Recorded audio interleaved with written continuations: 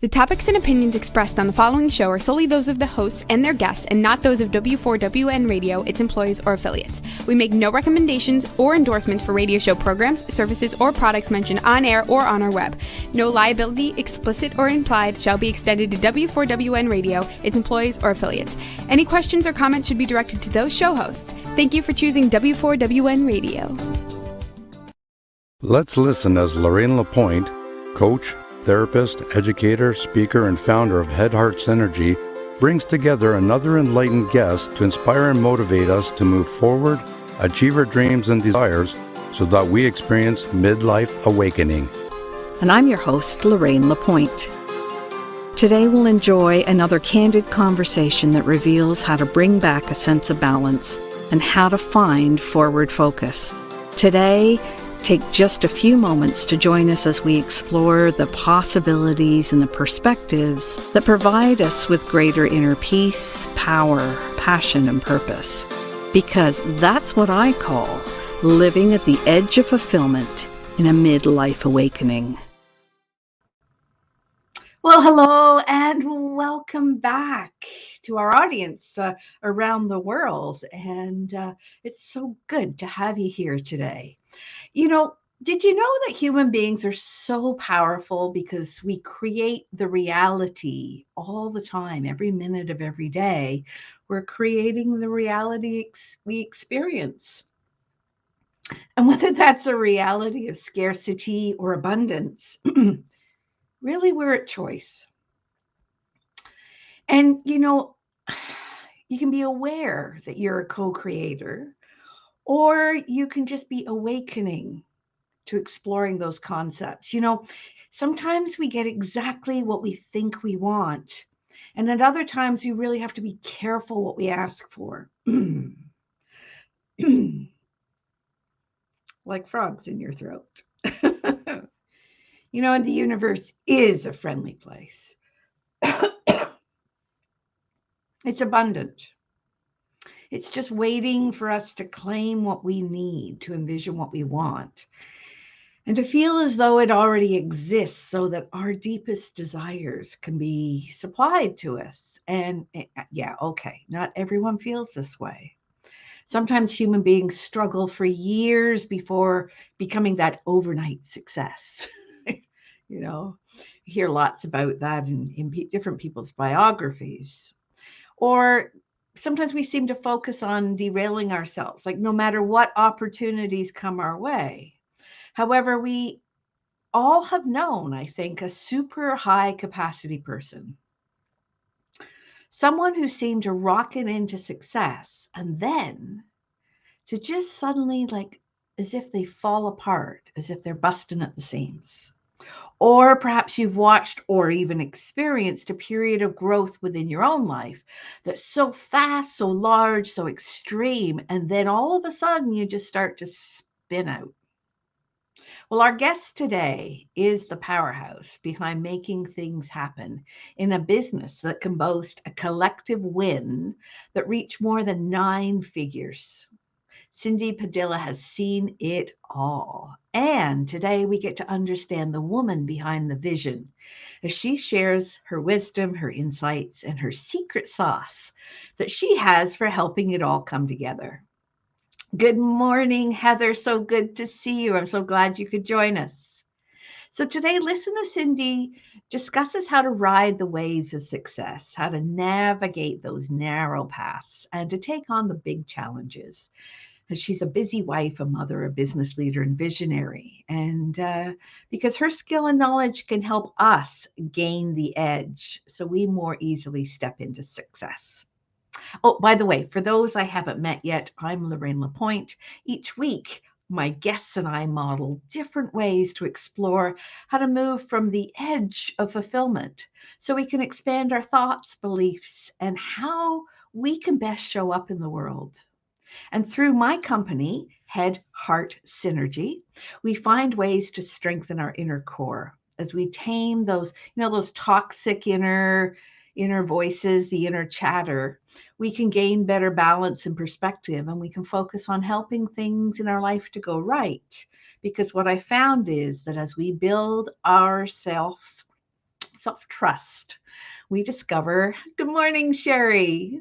We discover harmony in relationships, and we can feel better balance in our life. You know, sometimes when we're overwhelmed or anxious or lost or we feel alone, you know, we need to connect in a stronger way to our inner essence or core. So when you remake yourself from the inside, you begin to change the way you look at things on the outside, and you can gain greater peace of mind, confidence, and control in life. And today, what I really want is to help you eliminate that constant sense of self-sacrifice, self-doubt, self-sabotage.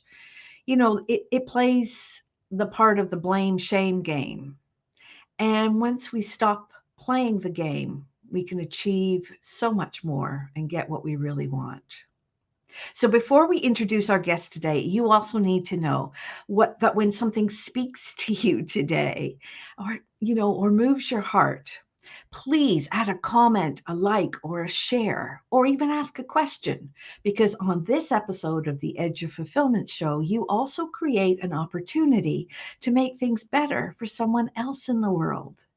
By commenting, liking, or sharing, you help my company, Head Heart Synergy, to provide access to a day's worth of clean water wherever it's needed most in the world through B1G1. And this means that when you comment, you ask a question, or you even listen to the replay in a podcast, you are helping someone in the world to live better. And I want to thank you for helping me to help others. So right now we're going to take a little short break. So go ahead, send an invitation to friends and family to join us here on the Edge of Fulfillment. And we're broadcasting on the Head Heart Synergy Facebook fan page or YouTube or on W4WN, that's the Women4 Women Network radio, and Talk for TV. So stay tuned. We'll be right back.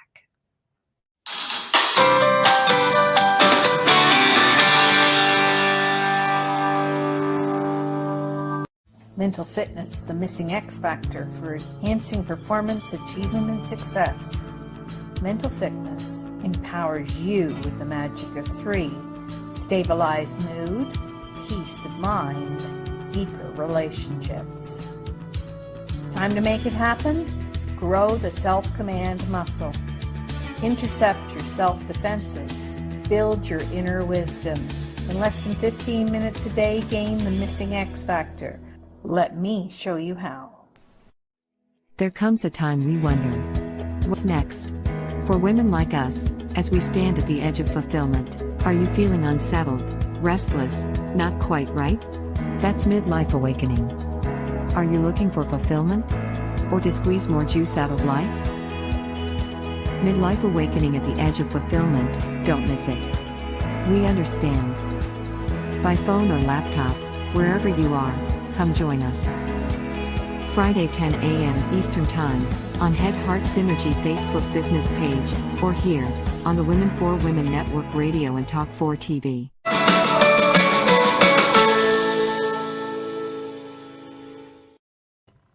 Hey, welcome back. It's great to have you here on the Edge of Fulfillment on the Women4 Women Network radio and Talk for TV. And today our guest is known as the Queen of Making Things Happen.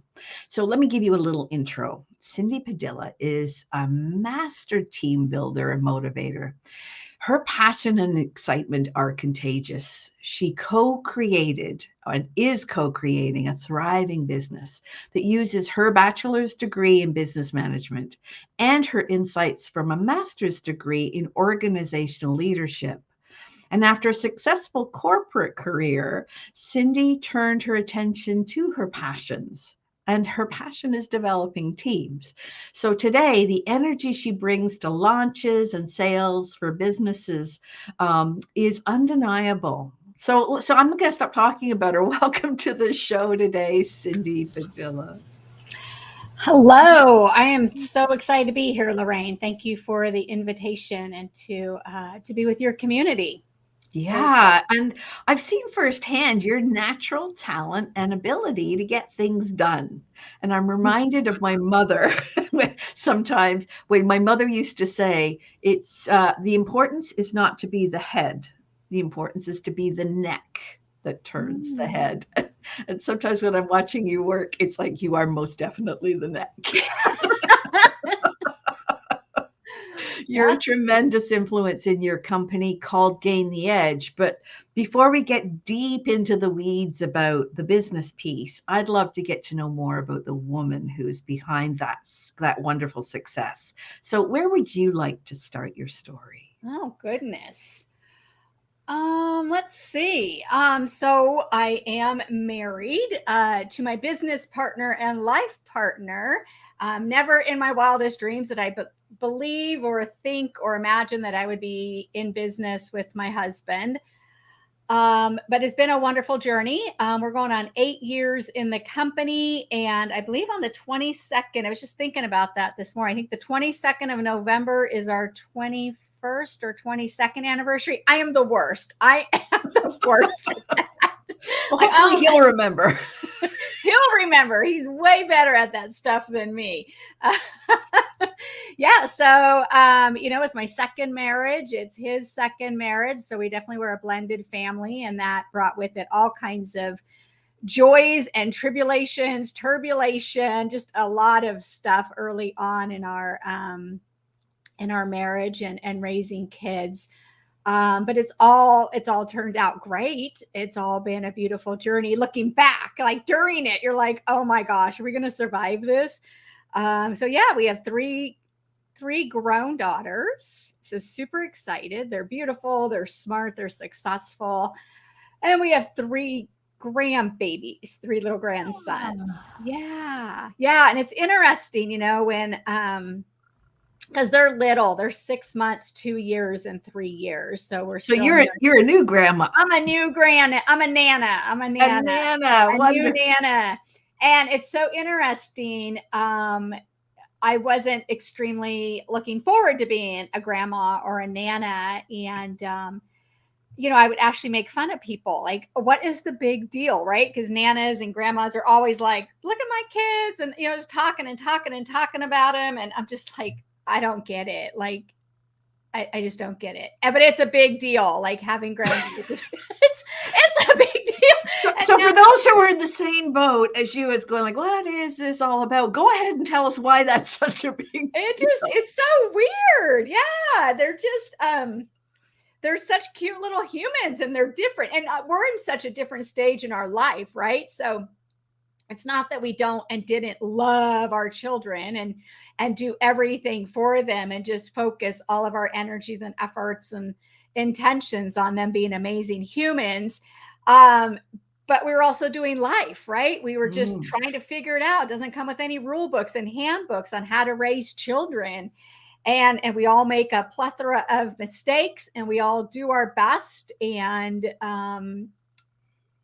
but we're just busy, right? You're maintaining your marriage and your career, or for me, it was a career and or your business, and you got your kids and friends and activities and soccer and life. And it's just like, I'm 56 now. There's times I'm like, I don't even remember some of it, which is kind of sad, right? But you're just like so busy.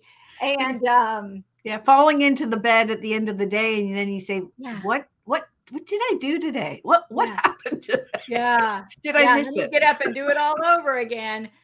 And so with grandchildren, I'm in a very different space, right? I don't have a corporate career anymore. I was able to step away from that in 2013, and have then built a business with my husband. So I have just a level of freedom and space to just be a totally different human. And even the girls will say that, like, you're not the same woman. I'm like, no, I'm not. I'm not their mother. I'm their nana. And it's way better.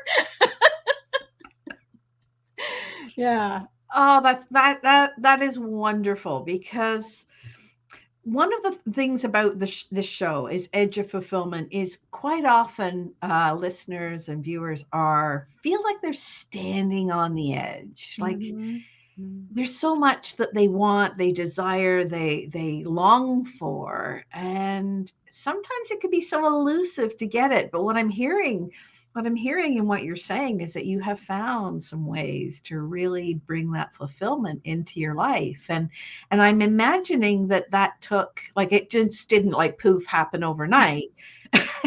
And I'm imagining that it took some work, some discomfort at times Mm-hmm. to shift from the edge into fulfillment. Am I Yeah, doing that yeah, right? very intuitive, Miss Lorraine. Yeah, and I look back on my life, right? Everybody has, in my perspective, I think there's some people that have huge testimonies, right? Just these overcoming stories. And I kind of always felt, and I have a Christian background. So in Christianity also, it's all about having, you share your testimony. And again, a lot of times it's very overcoming, like, and I just didn't have that. I had great parents. I had an easy upbringing. I didn't want for anything. I always knew I was loved. And then I got married. I married really young. I mean, I just look back and go, wow, I was 19 when I got engaged and 20 when I got married. Like, that's crazy. I did the same, and I understand it's babies practicing adulthood. Yeah. And so I got married, and I sometimes wonder, like, where were my parents? Why didn't they ask me some questions? But I know I wouldn't have listened anyway, so I don't go down that rabbit hole. And I have 3 amazing daughters from the marriage, so Oh, I'm super, super excited.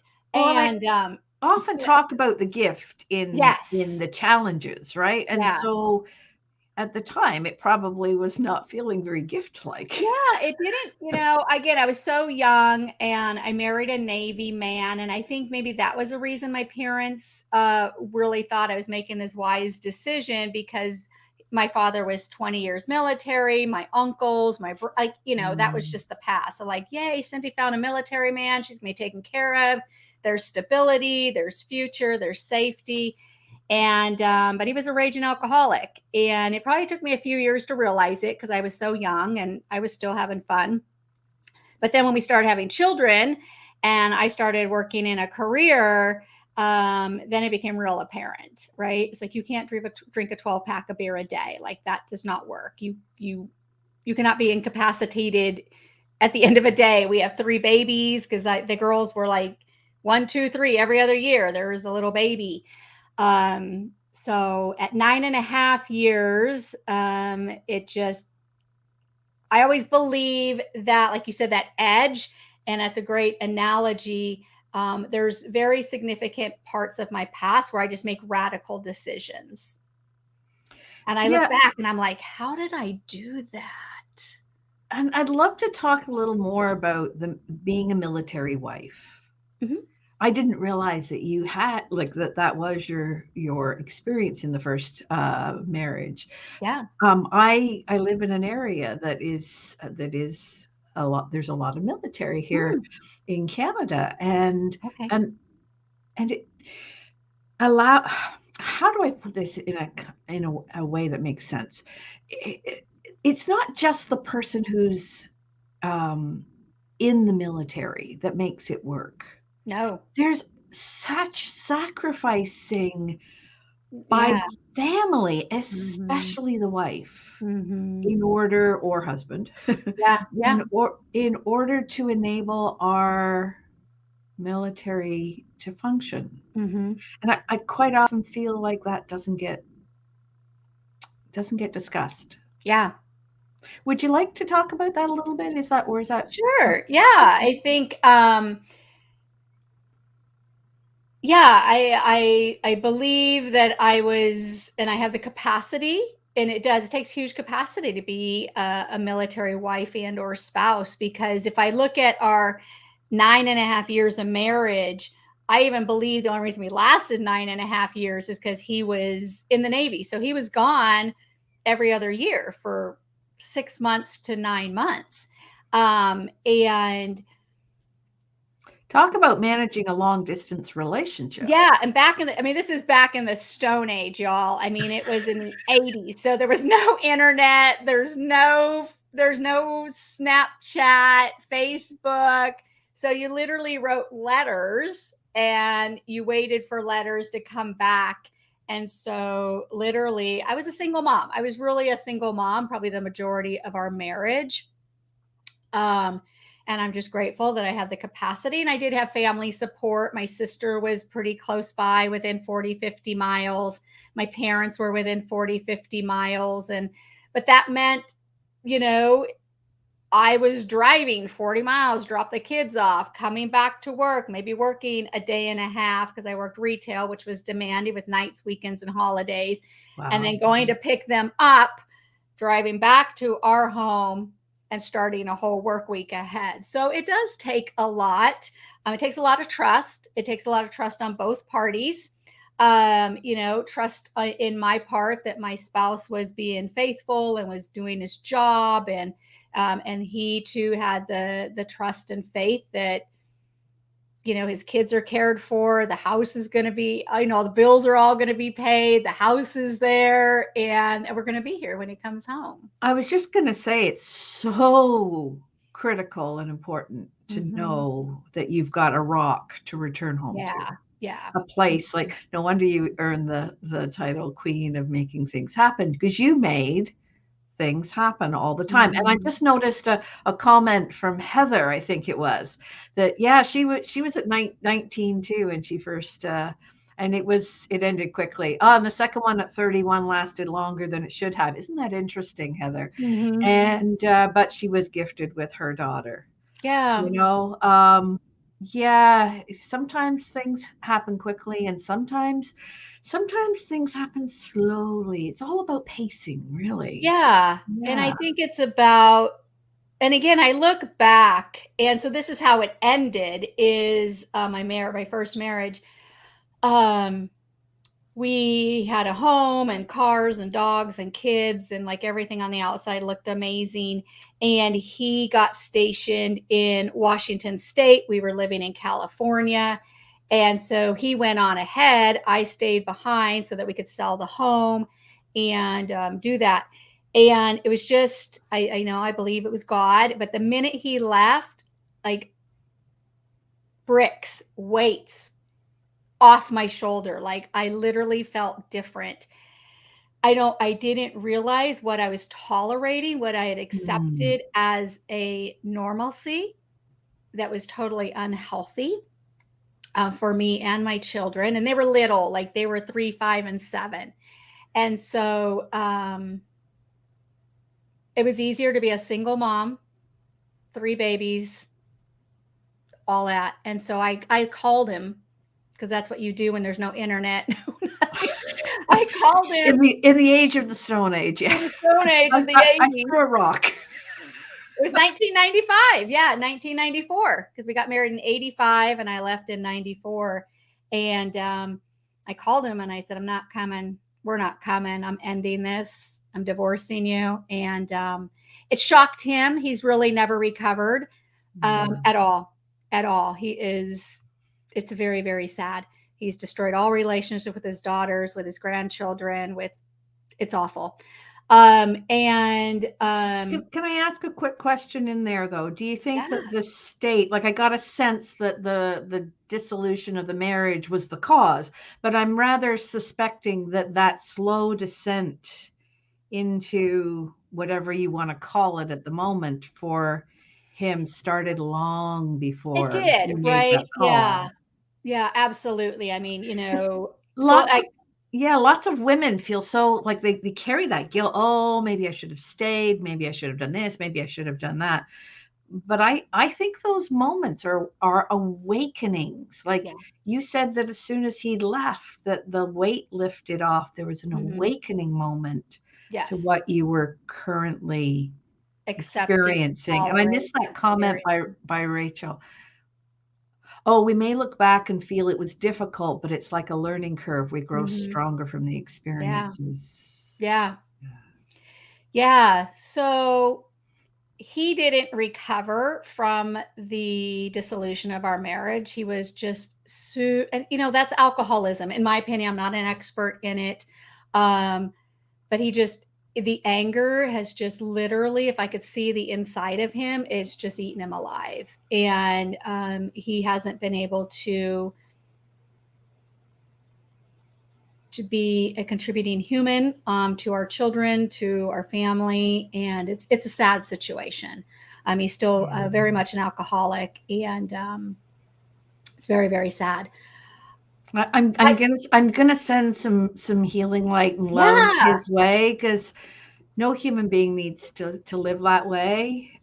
But it is a choice, like I said at the top of the show. We create our reality, or we co-create our reality, and this is the reality that he is choosing to co-create with himself. So it is. I'm just sending some love and some light his way. I pray for him all the time. I do. That's not the man I married. It's not, the man he was when our children were born. But it is choices. And I think the saddest part for me is that the girls remained open to a relationship, because I didn't badmouth him. I just didn't. I really, again, I thank God that he protected me, and that even when we separated and I was on my own, and he was angry and he was pulling money and he didn't want to pay. And I thank God for the military, that we were always paid some stipend for our child support, and that I didn't share the kids with him because he was so toxic. But it was also possible for me not to fight with him, because he was either stationed in Hawaii, or he was stationed in another state or another country. So God kept him so far apart from me that I didn't have to deal with it. Yeah, and his contribution to the world is actually the creation of 3 wonderful children. Yeah. So and perhaps that's, what he was here to do. I don't know. Yeah, you're right. We can speculate all we like. Only the person themselves know if they're living into their purpose. Yeah. But that decision to walk away was like clear. Pick up the phone, and it was a ripple effect. Like, my dad didn't talk to me for a long time. He didn't understand my family, because we didn't do the whole breakup, come back together, breakup, drama. I'm a no drama mama. I don't do drama. I love it. Queen of getting things done. And no drama mama. That's true, Heather. Heather said there's always pain behind an addiction first, and then choices. Absolutely. I would agree with that. Yeah. And sometimes the pain, we're so afraid that the pain will be overwhelming that we do anything to avoid having to look at it, feel it, experience it. And that's what drives the addictions. An addiction is a distraction from, healing something that's deep inside. That's why I do the intergenerational healing work, because sometimes the pain is not even our own. We carry it, but it's not even our own. So thank you, Heather, for that comment. I'm wondering, thank you for that insight, Lorraine, because again, I've been dealing with this for, I met him in the early 80s, right? So it's been decades, and I don't carry it, but he's part of me. He's part of those girls, right? So it's there. Yeah. Well, and he's always going to be their dad. Yeah. Always, whether he's present or not. I mean, that's part of what I help people explore, is that whole DNA piece, because we inherit so much through our DNA, and so much of our perspective and our fears and our hopes and our behaviors. We don't feel we're at choice, but we can be at choice. So that's the work I love to do. But I'm wondering if you would be interested. Quite often on the show, what we do is we pull an oracle card and see what the universe has to say to us today. Would you be willing to do that with me? Open, yeah. Let's see. All right. It's always amazing and what they do. So I've got my cards here. I'm just going to shuffle them up. Okay. And my father was a minister, a Christian minister, and I don't know what your feelings are. I should have checked before the show, but he would be horrified. But I would love to have had that conversation with him in order to awaken and to give him an opportunity to see things differently. But you just go ahead and say when, and I'll pull. Okay. When? All right. Oh, we've had this one before. This card is Earth Magic. I don't know if we can zoom in on that, Rox. There we go. Earth Magic. Card number 1. So let's see what Earth Magic has to tell us today, because even if we've had a card before, sometimes the message speaks to someone differently. So Earth Magic is about everything you are, your evolution, your successful manifestation of your dreams begins below the surface of consciousness until an idea comes, a conviction takes hold, and something meaningful is planted. You can mindfully connect to your divine, whether it's you call that God, universe, spirit, whatever it is that you choose, with the power to create the perfect essence from a tiny spark of life. The message now is to trust that the seed that you've planted in your field of dreams is in good hands. The earth we stand on is consciousness. Slow down, trust what you're intending, that it will be nourished and will grow. Great magic is working its way to the surface to deliver more blessings than you could imagine if you just simply let it. Okay, I'll take that. I think that speaks to me about our show. Our show title. Our show title is helping you gain the edge.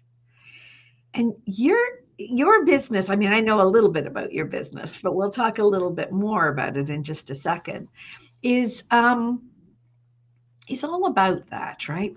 Planting seeds and letting them grow so people can really flourish. So are you willing to talk a little bit about that? Yeah, I'll also say that the card you pulled and actually that graphic, it's so interesting and like, of course, I spend a lot of time every morning in meditation, in prayer. I have different journal prompts and our scriptures, and I also work with an energy healer, and I just started working with her again, like effective today. I'd taken almost a year break from working with her, and today we were talking about the earth, and and the picture you showed was like almost what I saw in my meditation this morning, like the earth and the spark. Like, it's just, and this happens all the time. And then that's when I get the message from God, like,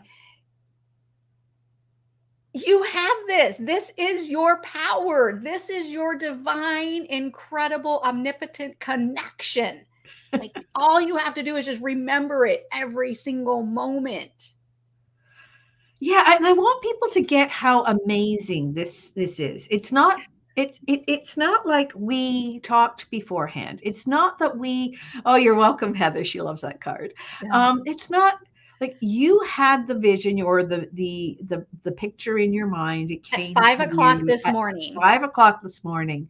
And the synchronicity of the fact that out of all of the cards that could have come up, we selected that one, and the messaging about that. Like, I mean, I just love drawing people's attention to how magnificent and magical Magnetic.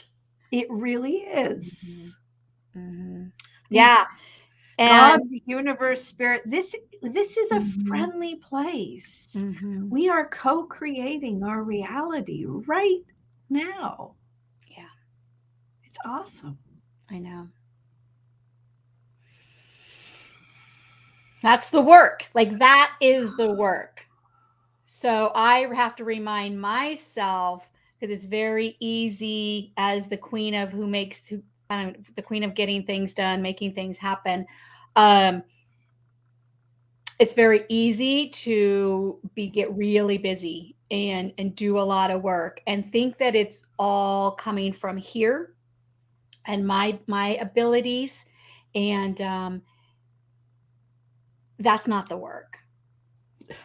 That's not the work.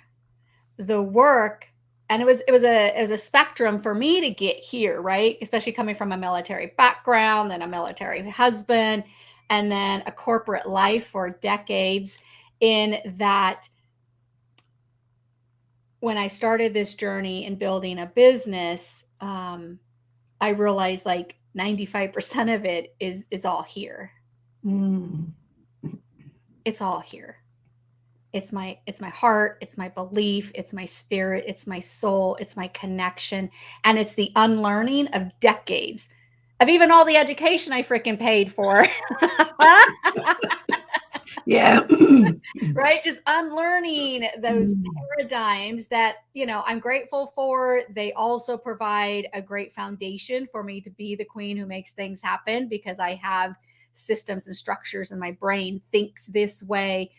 But man, when I am clear and I'm frequency first, life is easy and we make a lot of money. Yeah.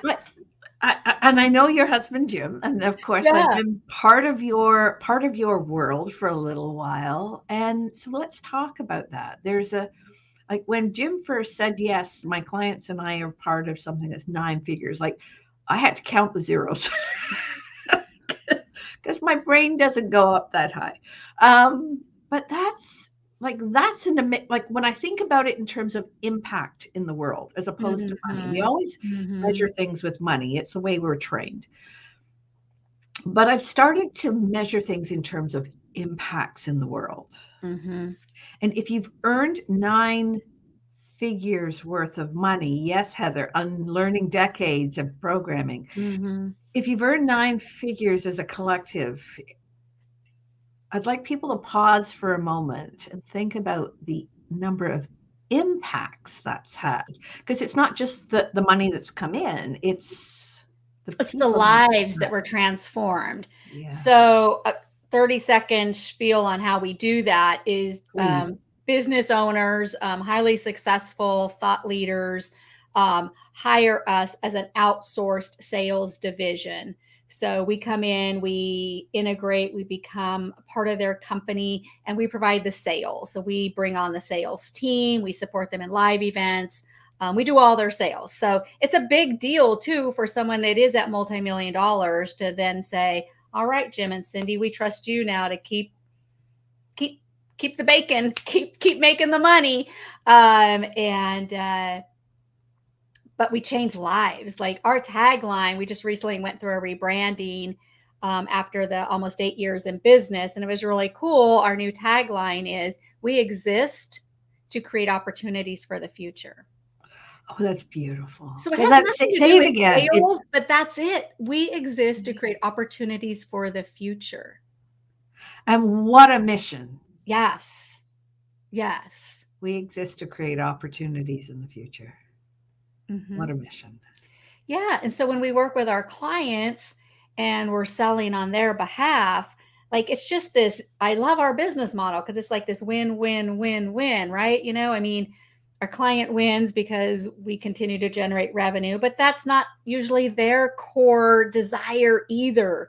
Often when we even meet with our clients, we're like, all right, what are your goals? And they're like, it isn't about the money. It's really about the fruit. It's about the fruit and the impact and the influence we're making here on the planet. And they really do believe that.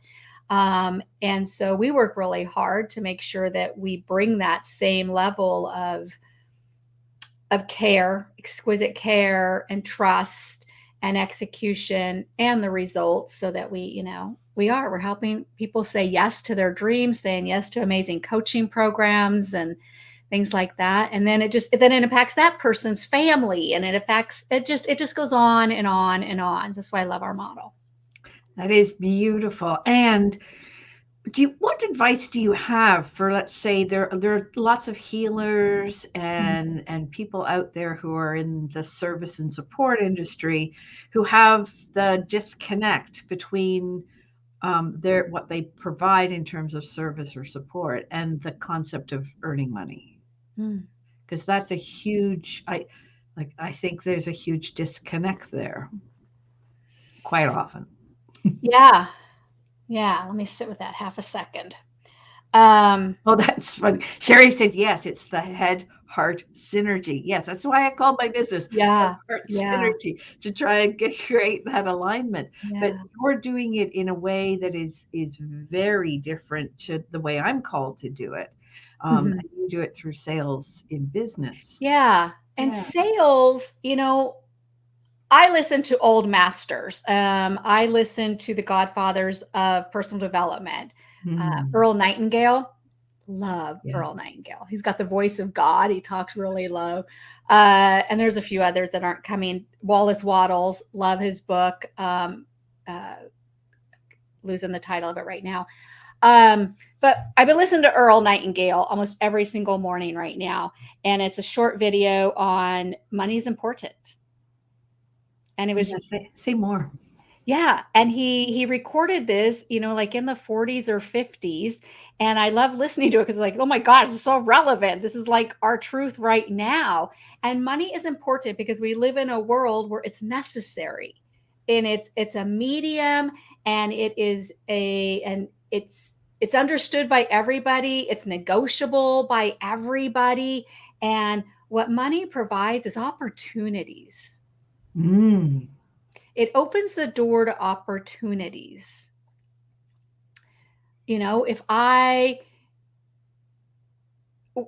Jim and I desire to have, a multi-million-dollar business, and not so we can have, big stacks of money. Like I see those posts like with big stacks of money or Lamborghinis, and that stuff doesn't excite me. Like, we have one car, we share a car. I don't spend probably over $50 on a purse. Like we all have certain things that we, are willing to spend money on and things we don't want to spend money on. For us, we want to leave a legacy for our grandchildren.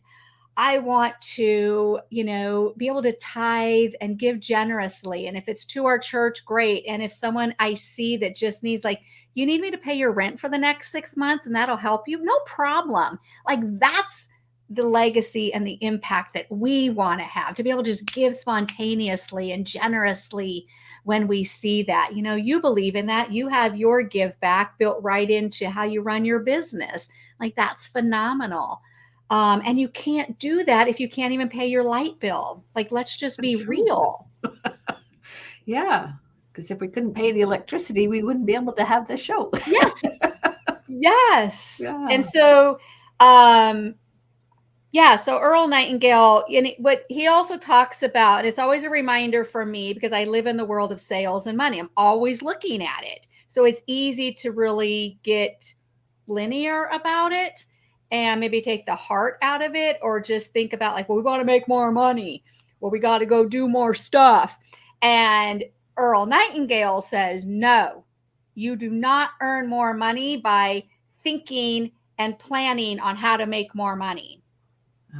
You make more money, you earn, you qualify. That's what he says. We qualify for our desired revenue. So if I desire $200,000 of personal income, I have to qualify myself to receive it, to earn it. And I do that by focusing on the value I provide. Yeah, because if you want $200,000, you provide $200,000. I better provide $2 million worth of value. That's even better. Right? So I'm just thinking about, great, how much value can we deliver and provide to our clients, to our team, to our community, to our company? Like, then the money is just a natural born fruit harvest. Yeah. And it's just a result. Yes. It's a cause and effect. Yeah. Right? So you can't affect the effect without focusing on the cause. And putting it out there that it's possible. I mean, one of the things that, lots of people talk about manifesting and how to manifest and all of those kinds of things, but being able to envision and believe it is possible and see the path and feel your way into it. Like when I speak to you, I can feel your that you're speaking your truth. Thank you. And that is,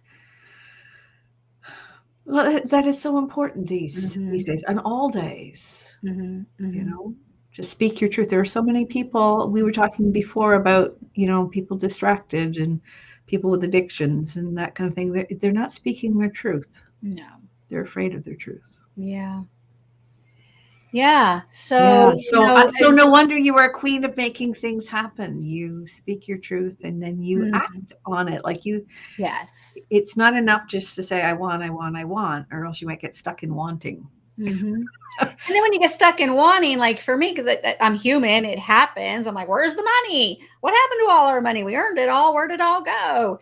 Well, one thing I know about money is it comes in and it leaves just as quickly. Sure. Yeah. And so when that's happening, but it's happening almost at just an uncomfortable rate, I'm just like, all right. I do look at the systems. I do look at our business. Like, where are we being sloppy? Is there anything that we're doing that could be done better? But then again, 80-90% is here. Yeah. What am I not allowing in? What am I tolerating in boundaries? Money requires, and great business requires boundaries. And boundaries comes from speaking your truth, just exactly what your belief is and how you run your life. And when you have really strong boundaries, um, it allows everybody to know how to move about the cabin, and there's more freedom, and there's also safety. And then that is just a really strong foundation for a business and money. I want to thank you for that because that just resonated really strongly with me. Is when I think about my life, I put boundaries in place, but I don't know that I've actually strengthened boundaries for my business. Mm. And that I mean, I often talk about, what we are. So we construct our beliefs and our container to put things in as human beings, as who we are. But I hadn't made the connection until you said that to the Mhm. business being an entity as well, that it needs its boundaries, it needs its Yeah. construct in order to function. And so I'm going to loop it back to what you said too in the vision and the belief. So I know I can create anything I want. I know I can. And one of my successes is my children, right? Mm. And I remember telling myself, like when we were going through teenage years and they were ugly, ugly. Like I asked one daughter to move out because she was just disrupting our home. Mm. Another one I pulled out of school and put her in another school because I was like, you're not going to do something stupid and end up dead. Like if I have to do this to keep you alive, this is what I'm doing. So I was the no drama mama. I'm not here to be your friend. I'm here to ensure you grow into this amazing human that I know you're here on the planet to be. I just always vision them being like successful, contributing, amazing women, right? And they are. And I'm like, I did that together with them, right? But I did that. I saw that and I called it and I owned it. You And created that. and what you just said, it took me, and I still have to remind myself I can do that with my business. I too wasn't at times as determined and devoted and sure of what this business was going to do and what it could do and the impact and all of that, that I would get stuck with like, oh man, everything's a shit show right now. Why am I, and And it's the same thing, but I just, and even my sister, I remember asking me when, the kids were the teenage girls, all three of them were teenagers. And she's like, I don't understand how you just remain so calm. And I'm like, because I just know, like I know they're going to be amazing. And this is an absolutely perfect place to wrap things up. And unfortunately, we've run out of time because I feel like I could talk to you for Yeah, we could go on. days. But I want to thank you so much for your insights and so much for sharing so much of yourself Thank you. always, and for making it possible for others to have the impact that they have in the world. And thank you for being so open and willing to share that with us today. And I also would like to offer our listeners, if you're not sure what's holding you back from living the life that you want, there's going to be hello, a link to an elements quiz at the end. And maybe we can throw that in the chat as we have just a few moments left. And I just wanted to, there, I've just thrown that up for Roxy, our producer. But I just want to say that thank you so much, Cyndi, and it's been a joy. And Thank I you. am I'm your host, Lorraine LaPointe of Head Heart Synergy, reminding you that at the edge of fulfillment, there's always a choice. You can stay on the edge, getting what you've already got, or you can become just a little courageous, push those boundaries just a little, and move beyond the edge to get what you really want. And we'll see you next week.